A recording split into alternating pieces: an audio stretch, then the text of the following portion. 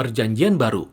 Jika kita membuka Alkitab, maka kita akan melihat bahwa daftar isinya terdiri dari dua bagian besar, yaitu Perjanjian Lama dan Perjanjian Baru. Kata perjanjian mengacu pada sebuah ikatan perjanjian yang merupakan inti dari kedua bagian ini.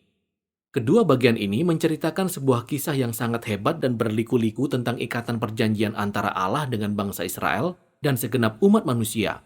Perjanjian Lama yang disebut sebagai Tanakh dalam tradisi Yahudi merupakan kumpulan dari gulungan 39 tulisan orang Israel yang dikerjakan dalam kurun waktu lebih dari 1000 tahun.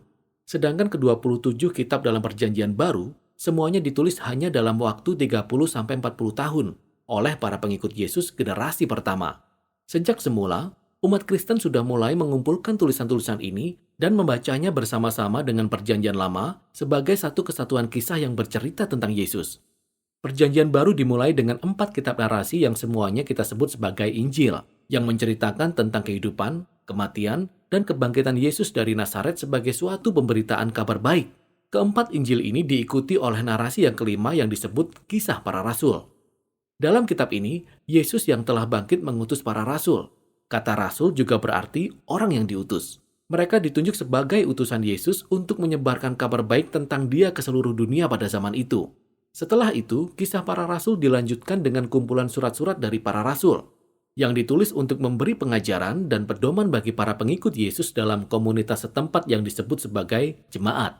Ada 13 surat yang berhubungan dengan Rasul Paulus, dan surat-surat ini tidak disusun berdasarkan urutan waktu penulisan, melainkan dari yang terpanjang sampai yang terpendek. Lalu ada surat untuk orang-orang Ibrani yang ditulis oleh teman dekat para rasul, tetapi tidak disebutkan namanya. Setelah itu ada surat dari Yakobus, Yudas, Petrus, dan Yohanes. Dua yang pertama merupakan saudara-saudara Yesus, dan dua berikutnya adalah para pengikutnya yang pertama. Kitab terakhir dalam Perjanjian Baru adalah Kitab Wahyu, sebuah surat yang ditujukan kepada 7 jemaat dan berisikan kata-kata nubuatan yang menjadi tantangan dan penghiburan bagi semua pengikut Yesus. Jadi itulah kitab-kitab dalam Perjanjian Baru. Tetapi apa inti dari semua kitab ini?